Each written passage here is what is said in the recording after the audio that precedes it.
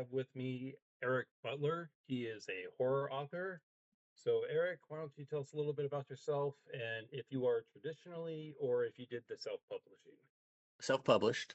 Hmm. I actually took a class at TCU on how to do it. So it was one of those weird things where it kind of popped up in my stream when I was writing my first book, and I thought, well, this would be interesting. I'll go see what they say. And the guy at the class was like, "Hey, this is what you do. You can look like you're traditionally published, but you don't have to deal with any of that, and you can get it all done." And it was kind of a fun little course, to kind of dip my toe into the business side of writing because I had no clue what I was doing when I started. So Okay. Um, is that class still available by any chance? Is it like, or do you know? Because I'm you just know, curious, because I'm sure a lot of people would like to know. I have no clue. I did this in 2020, Okay. 2019 maybe. So it Okay. was a while ago when I did it, and it was cool because it was a night course. So it was like every Monday and Thursday for like 3 weeks. And this guy owned his own local press basically, and he did westerns Okay. and nonfiction. And so he showed us how to use Fiverr and how to use, in the old days, I guess it would be Acrobat, maybe that would do, you do your own covers and kind of stuff, or you could, hire somebody to do your covers. But then he showed us how to use Ingram and explained how that worked and how Amazon worked and all that stuff. So it was really a crash course on self-publishing. So it was really cool. And it was filled with other authors writing totally different genres and stuff. So you kind of connected with them as well. So it was eye-opening to show you how much I didn't know when I was taking the class, but also interesting to see how easy, if you put the work in, how easy it would be for you to put your stuff out. And then, what is the main story you're trying to promote right now? Is there any like your favorite or just newest, or what's the main thing Um, we kind of focused on? I've had two releases so far this year. The first one, let's see if we can get without the shine. The Bargain. This one came out in March, and it's the way I sell it is it's backwoods witches and Greek mythology, kind of mashed up and dropped in the Appalachians. So it's got a lot of cool monsters and a lot of Easter eggs if you're a fan of Greek mythology, but if you're not, it's still, a fun creature feature with a lot of witches and that kind of creepy, not voodoo because I find voodoo is very specific, but that backwoods Blair Witch kind of vibe Okay. with the witchcraft and stuff. And then I have a collection of short stories that just released last month. A Smashing Good Time 2. It's got 16 stories and it's a really good sample of everything I do. So cryptids, creatures, slashers. I have some alien stuff. There's some flash fiction in there. So you can get some really quick stories because I started doing that when I first started. I kind of did a bunch of flash fiction anthologies to work on my short game and then tighten up some of my storytelling techniques and stuff. And so I've never shared those before. So I thought I'd include them as like little breaks between the longer stories. So Okay. um, but it's a fun collection, and like I said, you get 16 stories. My first collection only has seven, um, and usually you get somewhere between 5 to 10, depending on length, with some people's collection. So I figured this one feels like it's going a little bit above and beyond. So, Okay. And so they're all your stories. oh, 100%, yeah, Okay. they've been either featured in an anthology or I hadn't released them yet. And then, when you write your stories, do you use an outline? Sort of, not really though. It's one of those things where I might sit down and do a big outline and have all these notes and stuff, and then I'll start writing, and then I'm kind of a pantser, so then all of a sudden I'll be like, everything's been thrown out, and I've changed the names of half the characters, and we're not even remotely in the same ballpark of what I thought we were going to be doing. I have a sort of an example here. So this would be like but this is kind of, I don't know if you, yeah, there you go. So there, you see, it's just chaos. But this is kind of it started with a little bit, and then I started writing and start writing. And so I have like notebooks here, and I'll just rip a page out if I'll figure out, oh, I'm not using any of this and pitch it, or I'll scratch through stuff or right next to it. And by the end of everything, it'll just be filled with like little drawings or maps, or if I need something, like if I'm doing like caves or something, like when I do my Mhm. Poplik stuff, I will sit down and draw the cave system so I have the right directions as I'm writing it and stuff. And so you'll start seeing that incorporated within the notes. And it'll be a lot of times it'll be like, oh, I don't want to forget this person's name, so I'll write that down. Or, oh, don't forget this one little detail you said here because you're going to want to go back to it, Yeah. at the end of the book or whatever. But I don't it looks like just mass chaos if you were to sit down. I don't think anybody would be able to figure out what I was doing, if they were trying to like poach the notes and beat me to the story idea. But I have reams of notebooks just next to me that's filled with things like that. So sometimes I have an outline. Rarely have I ever done an outline from beginning to end. The only time I would say that I'm consistent with the outline is with Dawn, Texas, because it's a multi-generational story. And so I have an Excel sheet that every year I've written, I have every single person, place, and event that's important in order so that I can easily refer to it when I'm making references, as because the story jumps around from year to year. So the rest of them, like I said, it looks like that one page. It's just chaos. Yeah, I think that's the way most people write. No, I've seen it. Yeah, and it's funny because I've done some of these where I've talked to people, and I've talked to a couple people that are very meticulous, and they'll have no. I wrote the entire outline chapter by chapter, and so when they sit down to actually write, it's kind of already done. They're just kind of filling in the gaps. But Mhm. I would get bored doing that. I'm excited to see where the story is going to go. And so sometimes I'll be like, okay, this is the end game, or I might know something I want to happen to a specific character, but I don't know how we're going to get there. And it's kind of fun to sit there. But it is wasteful. I will tell you that, because there are times where I've written thousands of words and gotten to the end and thought, none of this is usable for this story. And I have to just slide it out of the way. I'll save it. And sometimes I'll poach it for other stories and stuff. But um, I know I'm not using it's not the best use of my time, but it's a fun, it's getting reps in, is how I always put it. So I'm getting some reps in, and I'm writing, and I think in the end it'll make me better. So Yeah, see, for me, because I'm one of those organized people, and for me, what gets exciting is the fact that in my first drafts, it's pretty much just the story, which mhm. twists and turns and all that don't really mean much until you care about the characters. And that's sort of what I do second.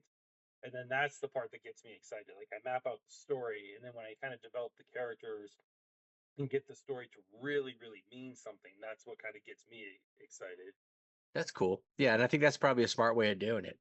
I bet you probably don't waste as much time as I do, kind of wandering around in the backwoods trying to figure out what I'm doing. So, but everybody's got their own little way of doing stuff, and it's kind of fun though to see how other writers do things, and then steal from them. I mean, you're like, oh, that's a cool idea. I'm gonna pluck this little idea, and next time I write something, I'm gonna try that. I always like doing stuff like that, and then it's also a good exercise. Mike Ennenbach, who's a writer. He writes horror, but Bizarro and a whole bunch of other stuff. And he's from this area, from Texas. He uh, he does stuff like that where he challenges himself to change genres and to change techniques and different things every time he writes. And it's a fun activity to watch how he's doing it. And I like to borrow from him a lot because he's such a good writer. So. Do you have any? Because at least from what I saw, it seems that all your books are in the horror genre. Like, do you kind of have some sort of plans or desire to write in a different genre? Well, the cool thing about horror is that in my mind, everything is horror.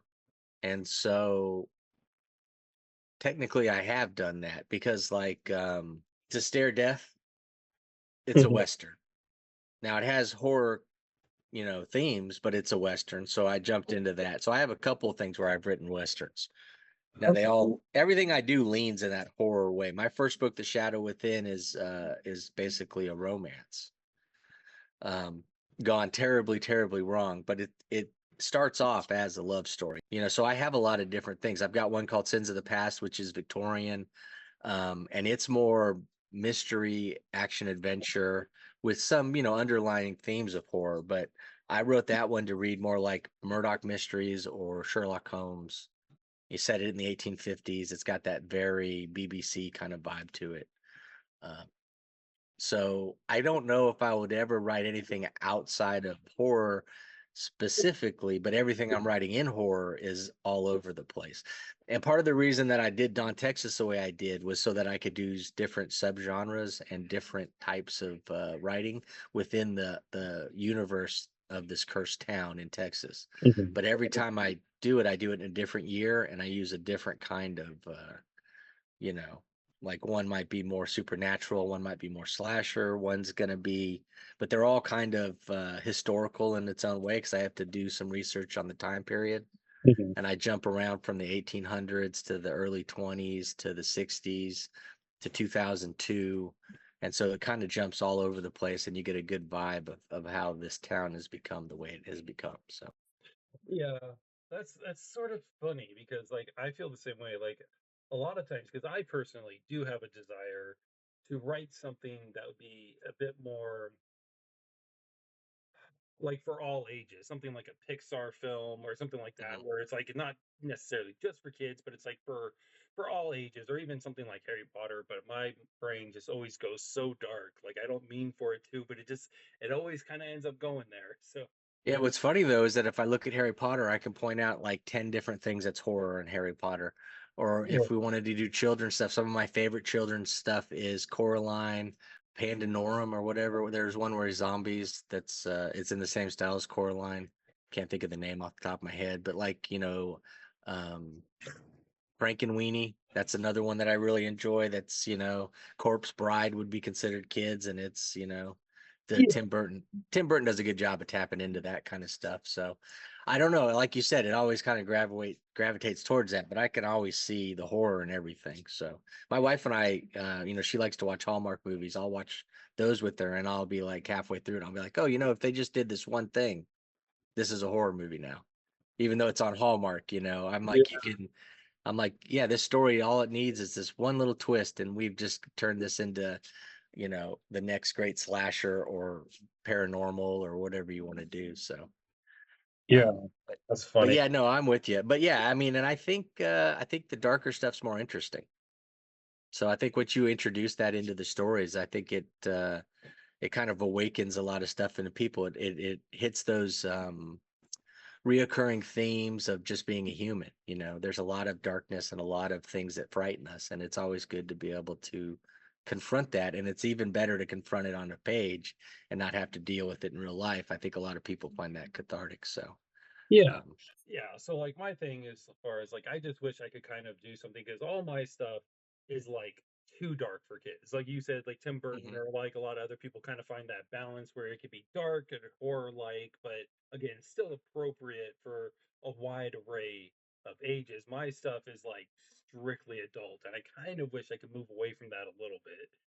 Yeah, I don't know. I'm thinking the same thing though. I've been working on an idea for a young adult kind of thing. And that's the other thing though. It depends on the age group we're shooting for because a lot of YA stuff is pretty dark Mhm. and is, borderline adult. And so if you can find that sweet spot, you should be able to do both. It just tap back on a little bit of the um, maybe the descriptions and stuff. Maybe that's the stuff that's pushing it over. Although I find that stuff to be the fun stuff to write. So it is, like you said, difficult to Yeah. pull that off. But I think in the next year or two, I'm going to try and do one just to have one on the table, for those opportunities for when the young readers come up and you have a parent stare at you and they're like, "Oh, what can my kid read?" And you're just like, "Well, you know."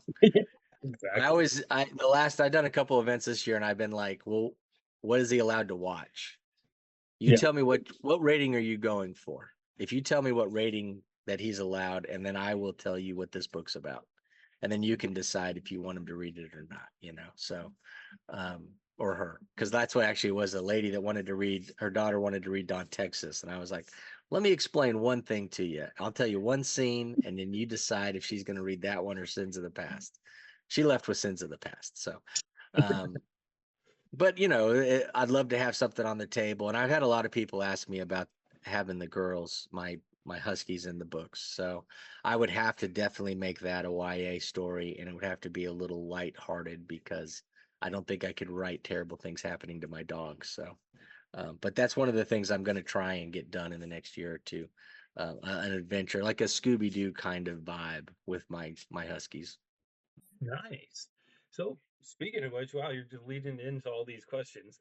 One of the questions is at least from what I hear, Huskies are like notoriously very loud dogs. So, do you ever have to kind of like block yourself off or something to get some writing done, or how do you manage that? Well, what's funny is we have an open house. So when my wife fell in love with the layout of the house, so it's an open loft with the huge, the vaulted ceilings, and so there's no escaping. I mean, there's like a room or two that you can go and close the door, but they usually will follow you if they're that interested, and they'll make more noise outside the door. So usually, what we have to do is just shut down what we're doing, figure out why they're howling, and take care of that. When we watch TV at night, we usually have to pause once or twice during the thing because they'll just start, screaming for no reason, or they want something, or they're just playing. Yeah.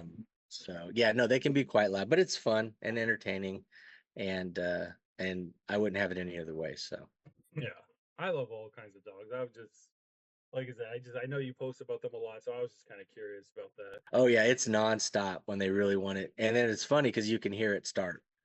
They have triggers. Each one has its own trigger, and the other ones know what they are, and they will set them off. Uh, So you'll be like, oh, it's about to come. So you hit pause and you wait a second and it builds a little bit. And then all of a sudden it's just a scream fest. And they'll go for a little while and then they'll calm down and then you go back to watching TV or whatever it is you're doing. So it's very entertaining. Yeah, I kind of miss that a little bit, like, because on the plus side, my dog is very, very calm, but sometimes it's just like, I wish you weren't like this calm. Like, she doesn't even bark anymore because, like, she just doesn't care. Like, she's old Yeah. and she's like, I just don't care. Someone's walking by, I don't care. A new person's in the house, whatever. As long as they don't touch me, I don't care. All right. So, what is your biggest fear as a writer? That's the only question that you sent me that I was not sure how to answer. I guess the thing everybody that writes would is probably fearful of is that nobody will connect with your stories. yeah. Um, but really, I don't know.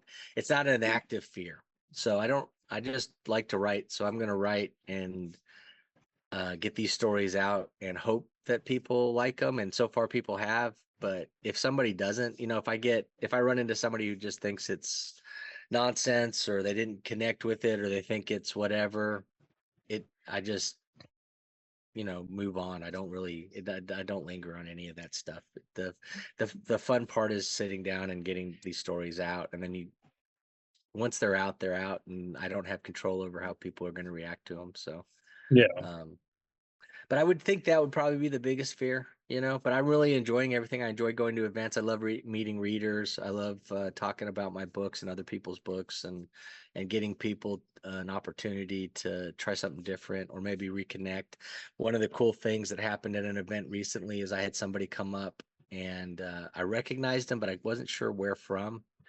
And then we were talking for a few minutes and then it occurred to me that I had run into him at like this weird kind of like a pop-up market thing had done a year ago, and it wasn't book related, and I was the only person there selling books, and it was a decent day, but nothing crazy, But I had sold some books to some people, and this lady was coming up to tell me a year later, sort of, maybe 8, 9 months, Mhm. that Rest Stop.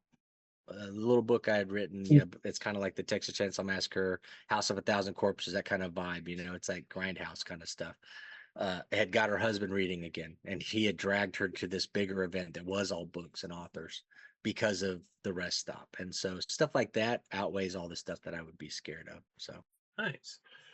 So, would you say that's kind of your overall goal as a writer, or just is your goal as a promote writer? writing. Oh, just to put out stories, just to have a good time. I guess once this isn't fun, then I probably would stop. Okay. So But right now I'm having a good time and I'm really enjoying all the different kinds of stories I'm writing and the reaction that people are having to some of the stories is like I said, humbling, but also very enthusiastic. So it makes you want to sit down and write more. And I'm really enjoying events. I've gone to a lot more events this year than normal, and so that's another fun thing too. Is just connecting with people face to face and seeing how they react to your covers and the ideas of the books that you've put in front of them. So as long as all that's still fun, I'm probably keep doing it. Nice. And then, aside from writing, what do you like to do for fun? Big movie idiot, so I love watching movies and I'd like to deep dive movies. I'm a huge fan of documentaries on movies and all of like the special features and directors commentary and stuff. So I will sit and waste a lot of time doing that.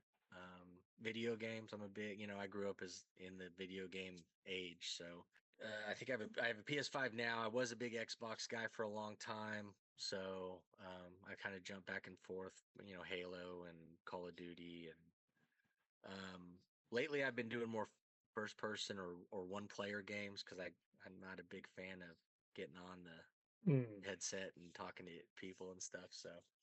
Um, so I do a lot of horror games. I just did Silent Hill 2. That was fun, because and that's the cool thing now is all the games that were really popular when I was young Mm. and I either didn't play or I played it and I've forgotten everything. I can now, they've remastered everything, so it looks so much better, and then you can replay everything, and so that's kind of been fun too. So But before we sign off, was there anything that you wanted to talk about that we didn't really get to, or did you have any questions for me? I do have a question because I've seen you mention it more than once, and so I'm curious here on your Batman love. So is it just the movies? Are you a huge Batman comic fan?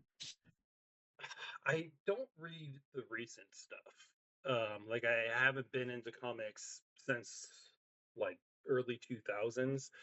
But yeah, I do love Batman, and I actually like the comic version more. Shoot, okay.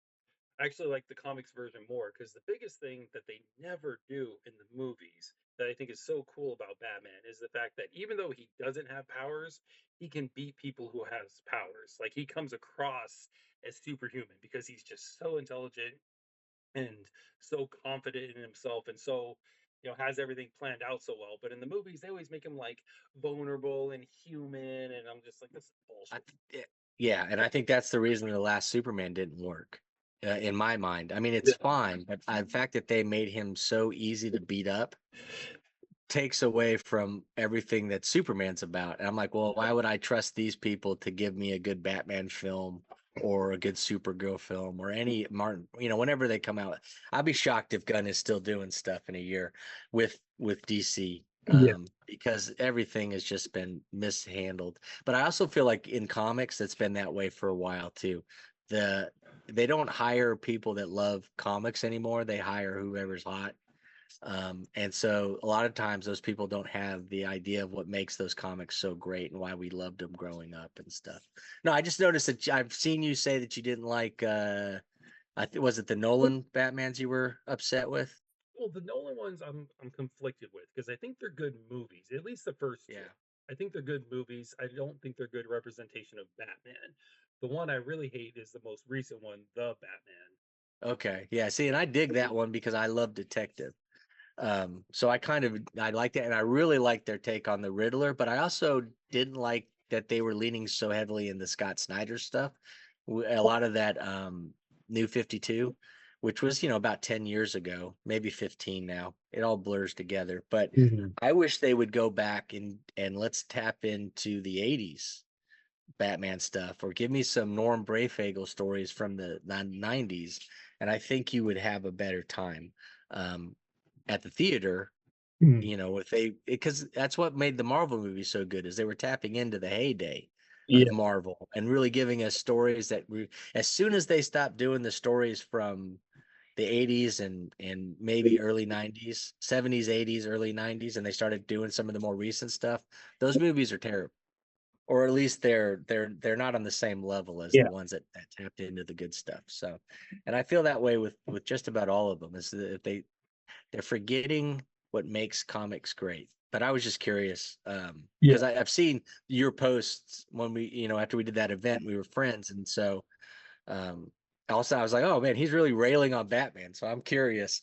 But see, but as also as a complete and total comic dork growing up and loving comics, every time they put a movie out, initially I was in love with that. No matter everything they got wrong, I didn't care because my hero was up on the screen. Mhm. But we've been doing it long enough now that I'm like, okay, well now they're just being ridiculous, and the stuff they're doing is ignoring what makes comics so great. So Yeah. it's harder to forgive them for their rehashing of some of the same problems over and over again when they try and think, well, no, I'm going to do it better when I make him, Yeah. or whatever. I think it's funny though with DC, the animated movies almost always capture the vibe that you're talking about way better than the live action movies. Yeah. So if you haven't checked any of those out, I would suggest jumping on some of those and watching, because that, like Doom, when Batman takes on the Justice League, or they did Gotham by Gaslight, which is one of my favorite stories, where it's Batman set in what was it, late 1800s, maybe early 19th century kind of stuff. That's a fun one too. And they did that as an animated movie. Or the Doom that came to Gotham, and Mike Magnolia's take on Lovecraft matching up with early Gotham, so it's kind of the same idea. A Batman before technology, or as technology is coming, Yeah. versus tentacle monsters and stuff. I think those are all fun animated movies that I don't know if they would be able to do live action. So Yeah, my only problem with the DC animated is I started noticing two things with them. One is I'm a huge frame rate guy. If the frame rate isn't right, it just drives me nuts, and I don't want it to. But a lot of the get more concerned with making the characters more detailed, that the frame rate really, really suffers, and so that makes it super hard for it me. is true. Or sometimes they just do like a blank copy that just doesn't have the soul. Like I watched The Killing Joke, and That one's terrible. and at the end, I mean, not even just like forgetting about all the Batgirl stuff. Like at the end, when Joker tells that joke, the way Mark Hamill delivered it was just terrible. Like he just rushed through it. Like in the comics, there was like pauses and things were on different panels, because that's what you have to do in a joke. You got to pause in certain places. You kind of change your voice in certain ways, you know, and based on his facial expression, like when he comes to the punchline, I imagine it being like, "You turned it off when I was halfway across," but like in the movie, he's just like, "You just turned it off when I was halfway across," and it's like that doesn't Which is work. weird because he's like the master at delivering Joker lines. Mm-hmm. And then the whole production of that one is questionable.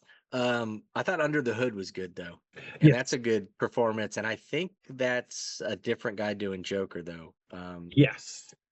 I want to say it's the guy that does Bender from Futurama, Hmm. Joe DiMaggio, I think's his name, That does and sound. he does a really good job with his voice work, and I thought he was fantastic as Joker in that one because it has that brutality of an older Jason confronting him and stuff. So I'm sure we're gonna get kicked off any second here because Zoom only lets you do 40 minutes, and my recording is at 35, and we talked for a little bit beforehand, so.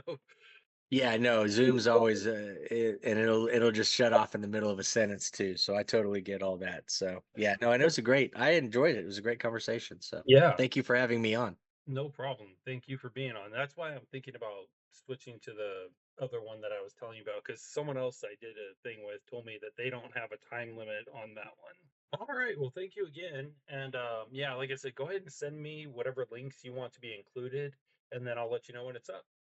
Okay, awesome. I really appreciate it. It was fun chatting with you, man. Yeah. Have a good one.